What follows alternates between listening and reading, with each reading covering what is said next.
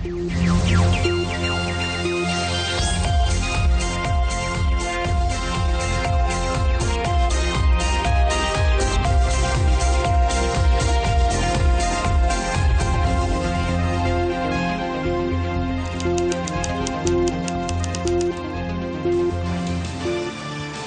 there, very good evening and welcome to your Primetime News Bulletin. I'm Shane Silva. And I'm Dasnia Thada. Let's start off with a look at tonight's headlines. 2 people killed in separate shootings in the past 12 hours. JVP announces readiness to support motion of no confidence against Prime Minister. Arrest warrants issued on MPs Vimal Veeravangsa and Jayanta Samaravira. Vladimir Putin wins another 6 years at Russia's helm in landslide victory.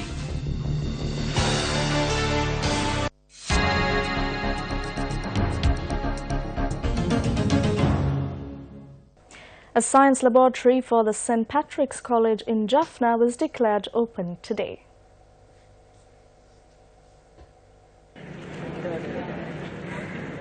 The event was attended by President Maithripala Sirisena, Opposition Leader R. Sambandhan, Chief Minister of the Northern Province C.V. Vigneswaran, Archbishop of Colombo Malcolm Cardinal Ranjit and several other dignitaries.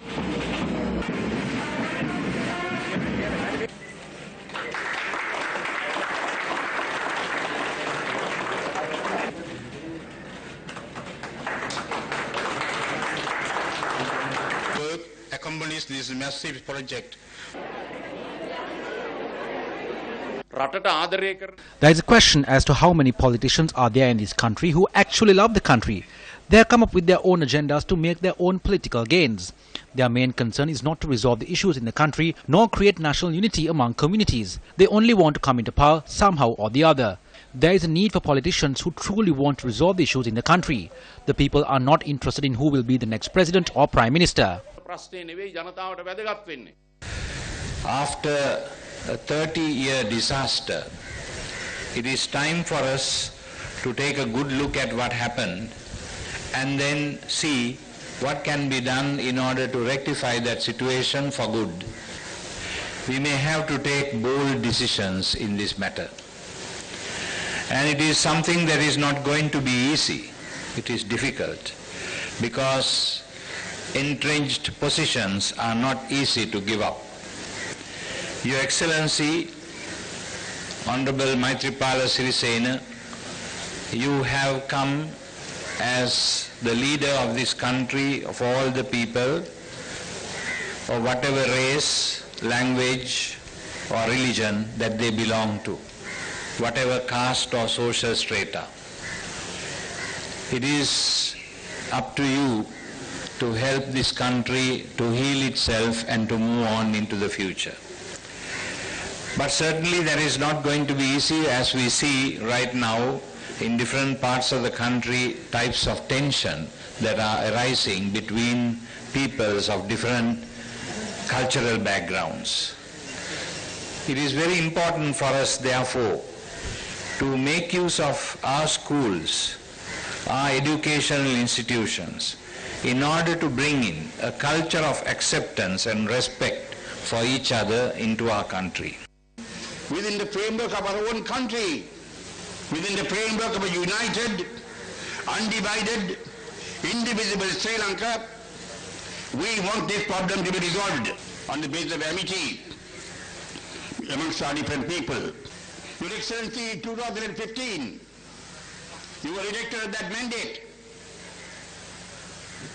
The Tamil people gave you their unstinted support to achieve their objective. We know that you want to do it. I know that you want to do it. But your efforts are being stymied. Your efforts are being impeded. We want a statement to rise in this country who can say, I resolve the country's natural question. And we think you can do it. We think you should do it. And it's our expectation that it will be done. Police claim that the man who was shot dead on Messenger Street in Colombo was connected to the underworld drug trade. The police noted that the victim was out on bail after being remanded on drug trafficking-related offences. Our reporter noted that the shooting had taken place while the victim was returning from the Hulsdorf court complex in Colombo. The deceased has been identified as 42-year-old Anthony Raj, a resident in Veluvana, Dematagoda. Police believe there may have been a dispute between the gunman and the victim. The gunmen who were riding a motorcycle had chased down the car the victim was travelling in and had opened fire. A team of police special task force personnel has been deployed to apprehend the shooters. Police media spokesperson SP Ruwan Gunasekara said a woman was also travelling in the car when the shooting occurred. A spokesperson for the National Hospital in Colombo said the woman is in critical condition and is being treated at the intensive care unit of the hospital. Meanwhile, a decapitated body of which the head was found near a guard post on Bandaranaike Mawatha in Hulsdorf on the 7th of this month was recovered in the Gotabegama area in Agunukola Palace today. The body was retrieved before the Agunukola Palace magistrate Kushika Kumarasiri. The police have confirmed that the charred remains found buried in an old mine in Gotabepura, Agunukola Palace, and the head found in Colombo belonged to the same person. A statement issued by the police reads that the individual has been identified as Panditage Shantakumara alias Kosmalli, a resident in Mulleriava. The identity of the victim and the location of the body were uncovered through the interrogation of 4 suspects who were nabbed with heroin in their possession by the Kambarupitiya police. The police have also identified that the suspects are members of an underworld gang in Kambarupitiya operated by Samar Singh Arachilage Madhush Lakshita alias Makhandure Madhush. A man was shot to death this evening on the Galvarusa road in Orwala, Atrugiriya.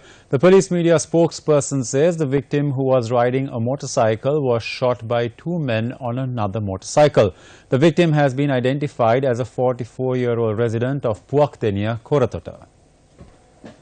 The list of mayors, deputy mayors, chairpersons and deputy chairpersons appointed to 15 local government bodies in 11 districts have been made public. The National Elections Commission issued the extraordinary gazette notification in this regard on Saturday. In the Colombo district, Rosie Senanaika has been selected as the mayor of the Colombo Municipal Council, while Mohammad Iqbal has been named as deputy mayor. Guptila Silva has been named as chairman of the Kolonnava Urban Council, while Anurunandana Kirti has been named deputy chairman. Lakruan Piyaratna, who contested and won through an has been named chairman of the Maharagama Urban Council, while R.M. Karalis was named deputy chairman. Fonseca Gunasekara has been named chairman of the Vattala Mabole Urban Council, and Vijay Raj Prakash was named deputy chairman. In the Kalutara district, Nandana Gunatilaka was named chairman of the Panadura Urban Council, while P. Wilman was named deputy chairman. Mohammad Mazahim was named chairman of the Berwala Urban Council, and Mohammad Munawir was named deputy chairman. In the Nuwara Elia district, Chandana Lal was named mayor of the Nuwara Elia Municipal Council, while Yadarshana Puttira Sigamani was named deputy mayor. In the same district, Thangaraj Kishore Kumar was named chairman of the Norwood Pradesh Sabha, while Kali Muthu Sivasamy was named deputy chairman. In the Jaffna district, M. Jayakantan was appointed chairman of the Kites Pradesh Sabha, while Kunasilan Killarans was named deputy chairman. In the Kilinochi district, Arunasalam Ayyam Pillai and Sivakumaran Sri Ranjan were named chairman and deputy chairman respectively of the Punagari Pradesh Sabha. In the Mullaitivu district, S. Premakant and S. Janamayant were named chairman and deputy chairman of the Pudukudi Iripu Pradesh Sabha. Ataullah Ahmad Sahi and Abdul Ghaffur Azmi were named mayor and deputy mayor of the Akkarepattu Municipal Council in the Ampara district. In the Trincomalee district, Kadir Gamar Thambi, Sundaralingam and Devanayakam Sangar were named chairman and deputy chairman for the Verugal Pradesh Sabha. Lakshman Adhikari and Shelton Nimal Piris were named chairman and deputy chairman for the Kuliapitiya Urban Council in the Kurunagala district. In the Badulla district, Nalin Priyanta Surya Gay was named mayor of the Bandaravela Municipal Council, while Janaka Nishanta Ratnaika was named deputy mayor. At the 37th UN Human Rights Council session in Geneva, Sri Lanka's permanent representative in Geneva, Ambassador Ravinatha Aryasinghe, spoke on the progress Sri Lanka has made. In the 4 months that have passed since Sri Lanka's review in November last year, we have already made progress on the implementation of some of the recommendations.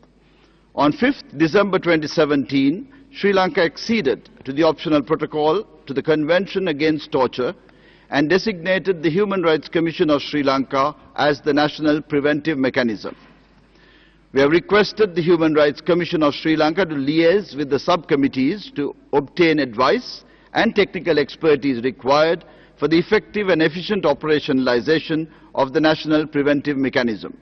Mr. President, this Council is aware of the recent incidents that took place in certain parts of my country, targeting members of the Muslim community who represent an integral part of the pluralistic society of Sri Lanka. These cowardly acts, instigated by some organized groups and individuals, have no place in the democratic, pluralistic society of our country. Such acts go against our shared vision of a Sri Lanka where equal rights and the rule of law are all guaranteed for all. We are determined to take action against all perpetrators of these incidents in accordance with the due process of the law. The Sri Lankan delegation attending the 37th session of the UN Human Rights Council departed for Geneva today. The delegation will be led by Foreign Minister Tilak Marapana, Special Assignments Minister Dr. Sarath Amanugama and Minister of Provincial Councils and Local Government Faiza Mustafa. The delegation includes officials of the Foreign Ministry, the Attorney General's Department and the Coordinating Secretariat for Reconciliation Mechanisms. Meanwhile, the Director of International Affairs of the Sri Lanka Muslim Congress, A.M. Faiz, has also left for Geneva. A report on progress made by Sri Lanka following the adoption of Resolution 30/1 at the Human Rights Council on the 23rd of March 2017 is to be presented to the Council. It is a benchmark because it in the broad sense of human rights activities where countries are, so that there is a comparative perspective. You can compare country by country, you can compare issue by issue. And at the review, Sri Lanka was well regarded for the improvements which have been taking place, particularly in recent times. That was well noted and regarded. A written update from the High Commissioner at the end of 1 year, which is now, and a full report at the end of 2 years as to how Sri Lanka has been implementing Resolution 30/1. Now, what comes up on Wednesday is the High Commissioner's report on the implementation of 30/1. Meanwhile, Tamil National Alliance parliamentarian M.A. Sumandiran has departed for the United States to meet with officials at the Department of State. The TNA media unit noted that during the visit, the TNA stance on the UN Human Rights Council session concerning human rights in Sri Lanka would be clarified to the US government.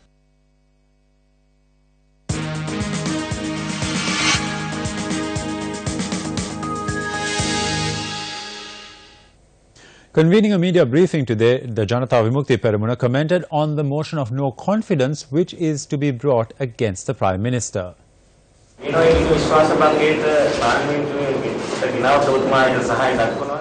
Yes, we have said it before as well that we are ready to support it. We are ready to focus on the political agenda behind it as well. Speaking further, leader of the Janata Vimukti Peramuna expressed the following views. It is clear that neither the United National Party nor Maithripala Sirisena's camp are ready to bring an amendment to the constitution to Parliament to abolish the executive presidency. So the JVP will table a private MP's bill to Parliament in a bid to abolish the executive presidency. According to the parliamentary standing orders, if there is a motion of no confidence proposed against a minister or prime minister, it is imperative that it is treated as a matter of priority.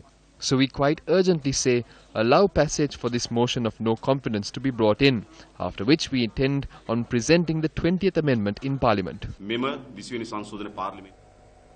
Is the no-confidence motion a political farce? We say this confidently because there appears to be a mutual understanding between former President Mahinda Rajapaksa and Prime Minister Ranil Wickremesinghe. Every time Mahinda Rajapaksa is questioned on this matter, his responses are evasive. These things have to be decided. We have decided. All the leaders will sign it. There is no problem. You are all aware of the current situation in the country. Ministers and MPs are at loggerheads. They bicker and threaten to bring no confidence motions against each other. They point fingers, calling each other thief. There are reports that during the party leaders' meeting held today, the no-confidence motion was not included in tomorrow's parliamentary agenda.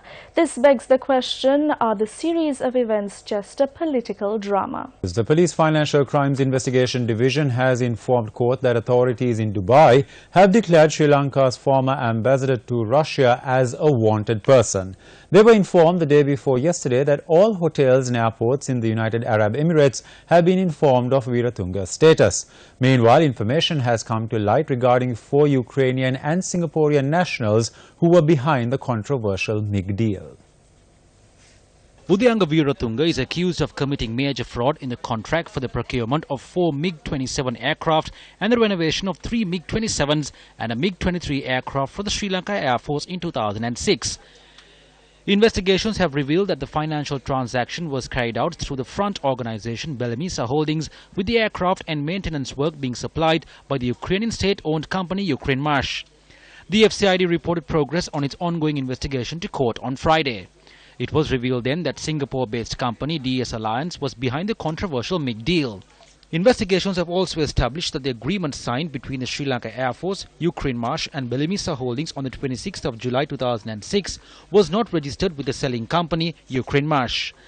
Inquiries made by the FCID from the Central Financial Investigation Agency in the British Virgin Islands had revealed that the directors and shareholders of Belemisa Holdings are Lee Tian Soo and Lee Kim Soo. Lee Tian Soo is a director in the prominent Singapore-based arms dealer DS Alliance, while Lee Kim Soo is his wife. While the agreements involving Belemisa Holdings and the Sri Lanka Air Force had not been registered with Ukrainmash, it has been revealed that 2 agreements signed with DS Alliance have been logged with the Ukrainian company. The agreement has been signed by D. Eperugudov on behalf of Ukrainmash and by Lee Tian Soo on behalf of DS Alliance. The investigation team has uncovered that the agreement was fraudulently drafted and registered with Ukrainmash.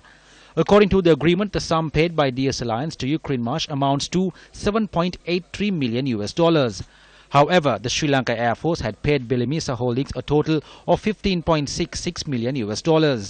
Thereby, investigators believe a sum of $6.83 million may have been defrauded through this deal. Who profited from this transaction? The FCID has sought permission from court to interrogate Ukrainian nationals D. Eperugudov and Mykola Kuldiakriv and Singaporean nationals Lee Tian Soo and Lee Kim Soo to uncover more details on the deal. Good evening. It's very clear now that the actual agreement was between DS Alliance and Ukrainmash. These letters from Ukrainmash dated the 6th of February 2006 demonstrate where they make their actual offer to the Ministry of Defense. And it's addressed for the attention of the Defense Secretary, Mr. Gotabaya Rajapaksa. Mr. Perugudov was a director at Ukrainmash, and he arrived in the country on the 4th of February 2006. And he left the country on the 9th of February 2006. T.S. Lee was another person who was here in Sri Lanka during that time. He arrived on the 8th of February 2006. And he left the country on the 9th of February 2006. Udayanga Weeratunga, the former, at the time, the ambassador of Sri Lanka to Russia, he arrived in the country on the 4th of February 2006 and left the country on the 17th of February 2006. We should tell you and bring to your attention, of course, that the letter from Ukrainmash to the Sri Lanka Ministry of Defense is dated the 6th of February. It obviously happened during this time. On the 6th of February, that letter, Mr. Perugudov addresses a letter to Mr. Gotabaya Rajapaksa introducing Ukrainmash and proposing procurement of the MiG aircraft and the overhaul of that aircraft. Cabinet? I was only a member of a cabinet-approved tender board. Who was the chairman? Ask the other members too. They are not being questioned at all. Furthermore, there was also a cabinet-approved negotiating committee for this. Now, Belemisa Holdings was exposed as a front company by the founding editor of the Sunday Leader newspaper, Lasanta Wickrematunge. When it was exposed at the time, Mr. Rajapaksa went to court for libel against the Sunday Leader newspaper. Mr. Rajapaksa obtained at the time a stay order against the newspaper. During those proceedings, Mr. Rajapaksa always maintained that they had acted, the Ministry of Defence had acted as per the contract, and that is what all the payments, everything was according to the contract. After Lasantha Wickrematunge was unlawfully killed in broad daylight, the case against the Sunday leader was resumed. But after the majority shares of the Sunday Leader newspaper was purchased by businessman Asanga Seniviratne, the newspaper apologized to Mr. Gotabaya Rajapaksa. Now, Ukraine Marsh have informed the FCID that there was never a contract between Ukraine Marsh and the government of Sri Lanka. This is why a robust investigation is required as to how an apparently fly-by-night company using an accommodation service address and who apparently played no role in the purchasing process, who then suddenly made an appearance and were paid $15 million by the government of Sri Lanka for the MiG aircraft, which of course arrived. However, there are several other questions too. One of them, amongst those several questions, would be whether these Singaporean nationals behind DS Alliance are bona fide defense contractors, or were they merely nominees or proxies acting for as yet unknown beneficial owners? That's a very important point that we need to elicit that information with a robust investigation. Lasantha Wickrematunge lost his life in the pursuit of the truth. He was very much part of our organization, much loved and admired by our board and the entire group. Tender processes are necessary for transparency and accountability.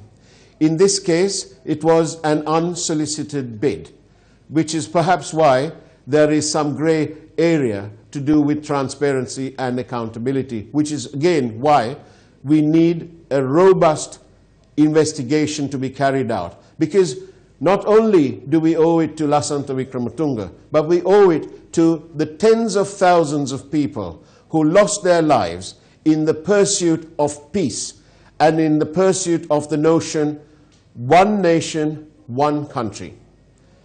Colombo Chief Magistrate Lal Ranasinghe issued warrants today for the arrests of National Freedom Front leader Vimal Weerawansa and Jayantha Samaravira, and for them to be presented before court.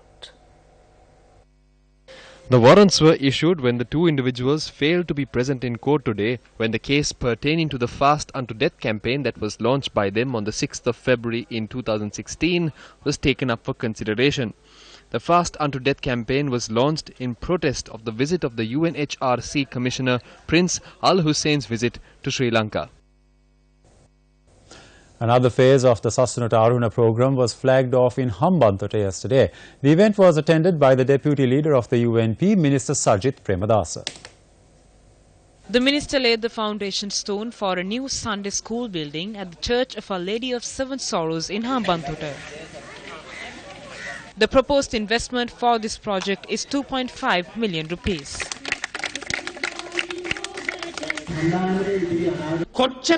If the public property inside the country is destroyed, it doesn't matter whether our country is a middle-income country or a high-income country. If a country is centered around lies and burning down property, there is no future for the country. Because of the tragedy that took place recently, the international leaders who were supposed to come to our country have cancelled their official and diplomatic visits. How many tourists refuse to come into our country? The entire population of 21 million people in this country will feel this blow to their stomachs, their hearts and to their wallets. A seminar to create awareness about the new Inland Revenue Act was held in Colombo today. The event was attended by Minister of Finance and Mass Media Mangala Samaravira. Over 2 decades of Sri Lanka recorded downward tax revenue that reached just over 10% in 2014 as a share of the GDP. Sri Lanka was among the lowest tax revenue countries in the world and in the region. Despite the continued rise in income levels, our tax revenue failed to record any improvements, and some experts opined that on one hand our tax system was complex and confusing, and on the other hand there were numerous ad hoc tax concessions, over 200 of them, which were granted without any rationale, according to the whims and fancies of the finance minister of the day. The elimination of tax exemptions through this new act would create a level playing field for everyone to do business, moving away from the culture of preferential treatments. We expect to increase the share of direct income tax against indirect taxes. The preferred ratio, or the target we are aiming for by 2020, is 40% to 60%, from the current level of 18% to 82%. And that's a wrap of Primetime News for tonight. For the Newsfirst team, I'm Dasnia Thada. And I'm Shane Silva. Stay tuned. Local Government Council's leadership crisis and the way forward for Sri Lanka on Face the Nation. Good night.